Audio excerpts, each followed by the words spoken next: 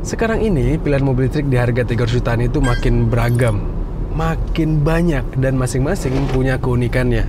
Masing-masing punya kelebihannya serta kekurangannya juga. Dan bikin kita galau deh, mau pilih yang mana ya?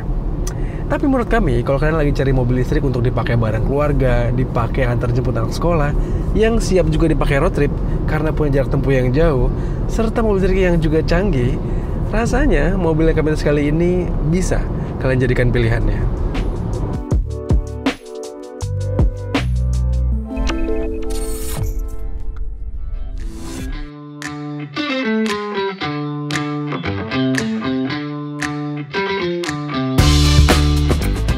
Kami lama sudah kenal dengan Aion UT ini. Dulu kami diajak ke pabriknya di Guangzhou dan melihat keseriusan GAC Aion membangun mobil ini. Dari riset dibuatin clay molding sampai jadi utuh kayak gini nih. By the way, harga mobil ini tuh ada di kacanya. Tuh lihat, mulai dari 325 juta. Tapi itu untuk tipe yang bawah ya. Kalau ini tipe termahalnya dijual 363 juta. Mobil tes kami kali ini adalah mobil tes yang baru banget selesai dari ajang Gias Bandung. Makanya nih ada stiker kayak gini yang bisa ngingetin kita berapa harganya, apa aja benefitnya. Tapi percayalah, kalau kalian beli mobil ini pastinya nggak akan dapat stiker yang kayak gini.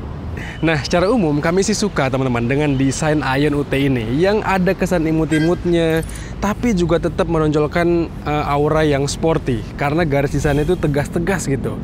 Dan kalau ada yang bimbang, kira-kira lebih gede mana sih antara mobil ini dibandingkan Wuling Cloud EV atau GWM Ora 03? Ya sebenarnya mobil ini tuh punya dimensi yang mirip-mirip lah di antara ketiganya. Tapi Aion UT ini hadir dengan wheelbase yang lebih jenjang dan itu membuat kabinnya harusnya lebih spacious.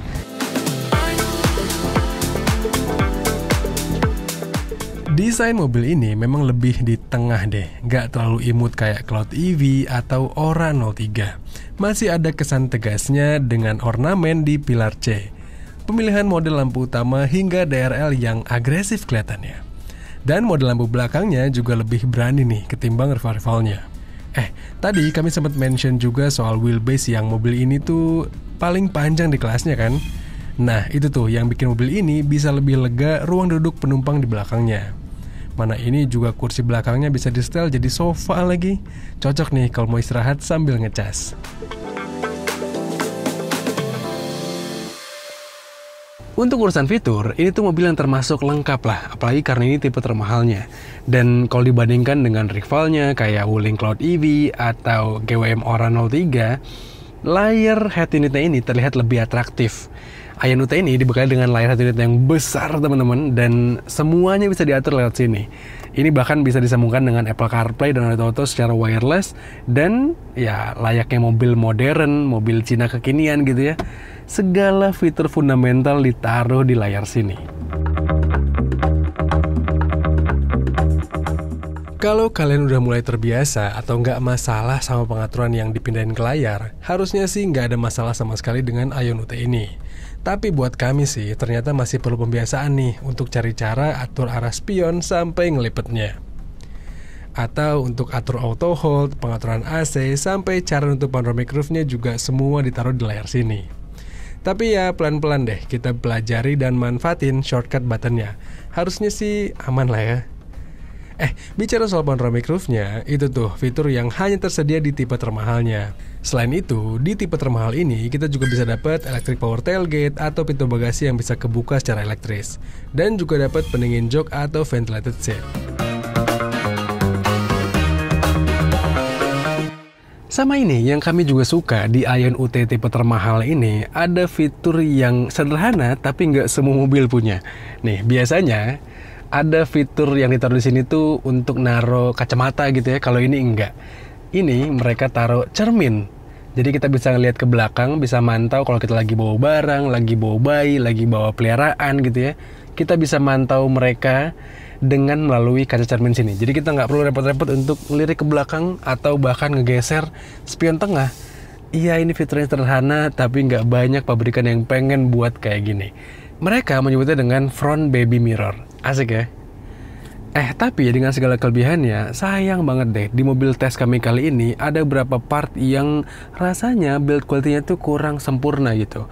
Kayak nih dari tadi armrest atau konsol tengah tempat saya naruh tangan ini mungkin bunyi-bunyi, kalian mungkin dengar juga karena ya entah kenapa ini tuh kayak kurang rapat gitu. Tapi semoga kekurangan kayak gini nih hanya berlaku di mobil tes yang kami tes kali ini. Mungkin ini mobil yang homologasi dan ya harusnya diterima konsumen lebih baik lagi lah ya. Aion untungnya ngasih fitur keselamatan hingga fitur berkendara yang sama baiknya di tipe murah atau tipe yang mahal. Jadi pastinya aman nih mobil ini. Nih, ADAS-nya lengkap dan cara pakainya cukup mudah dipahami. Tapi karakternya sih memang cukup sensitif ya. Jadi kami lebih sering mematikan beberapa fitur. Salah satunya ini, automatic emergency braking-nya. Aion sih sebenarnya pengen dikenal sebagai pabrikan yang canggih. Ya namanya aja Aion, Aion. Dan terbukti ternyata mereka itu memang nggak tanggung-tanggung ngasih kecanggihan di mobilnya. Bahkan di lini yang notabene entry level. UT ini hadir dengan ADAS yang lengkap. Mereka sih nyebutnya dengan Adigo Smart Driving. Dan untuk dipakai road trip, dipakai jalan jauh, di jalan yang bebas hambatan, itu ngebantu banget. Dan karakternya juga cukup oke lah meskipun agak-agak sensitif. Sehingga bagi saya kalau dipakai di rute perkotaan yang padat, yang banyak motor lalu lalang, saya sih memilih untuk mematikan fitur yang Forward Collision Prevention Assist ini. Karena ya sesekali dia kadang-kadang akan ngerem mendadak gitu dan ngagetin, dan bisa-bisa bikin kagok bagi pengendara di belakang kita. Tapi secara umum adanya fitur ADAS yang lengkap di mobil ini tuh bikin value-nya semakin baik lagi. Dan tadi kita sempat singgung soal road trip. Iya, mobil ini tuh siap banget dipakai road trip karena punya jarak tempuh yang jauh, baterainya mantap.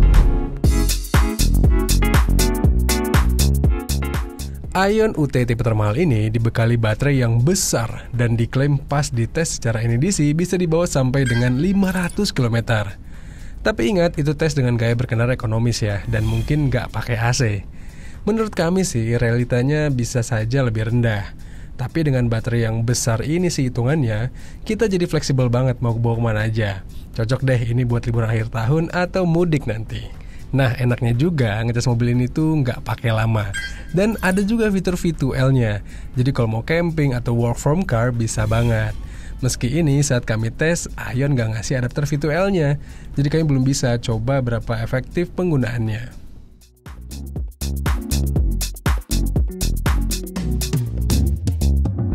Bicara soal performa, Aion UT ini dirancang dengan motor listrik yang dikdaya. Tenaganya tembus 150 kW atau sekitaran 200-an horsepower gitu ya, dan dengan torsi yang juga besar. Dan itu membuatnya di atas kertas lebih unggul dibandingkan rival di kelasnya, baik itu sama Cloud EV ataupun sama Ora 03. Mobil ini jauh lebih bertenaga. Dan bahkan Aion mengklaim kalau UT ini yang tipe termahal ya, bisa melesat dari 0 ke 100 km per jam dalam hitungan 7 detikan aja.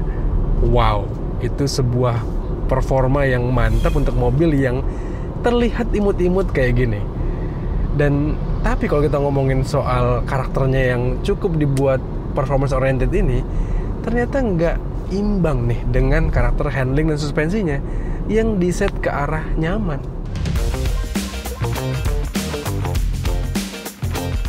Sepengertian kami, Aion merancang UT dengan karakter shock yang cukup lembut. Jarak mainnya juga panjang, dan reboundnya bermain dengan cepat. Jadi ada feel mantul-mantul khususnya di bagian belakang. Ini nih yang bikin Aion UT kurang pas untuk dipacu kebut-kebutan. Selain itu, karakter setir mobil ini juga kurang berbobot nih. Bikin kita nggak pede saat menggeber mobil ini. Dan setirnya ini cuma bisa naik turun. Jadi jujur, buat saya sih agak kurang ergonomis nih. Tapi overall rasa berkendara mobil ini tuh memang dirancang untuk kita-kita yang cari mobil listrik untuk dipakai nyaman sehari-hari. Mobil listrik yang enak bantingannya, mudah dikendarainya, tanpa perlu banyak drama karena jarak tempuhnya juga jauh. Dan mobil ini juga punya peredaman yang baik, sehingga feel premiumnya terasa lah. Apalagi mobil ini juga hadir dengan banyak fitur yang memudahkan kita kan.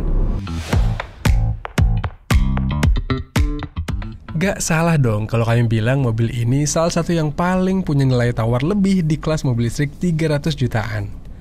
Selain karena Aion juga terlihat serius sekali menggarap pasar mobil listrik di Indonesia, produk-produk mereka juga punya value yang baik, termasuk UT ini. Tapi dari sudut pandang kalian gimana? Mending Aion UT, Wuling Cloud EV, atau GWM Ora 03?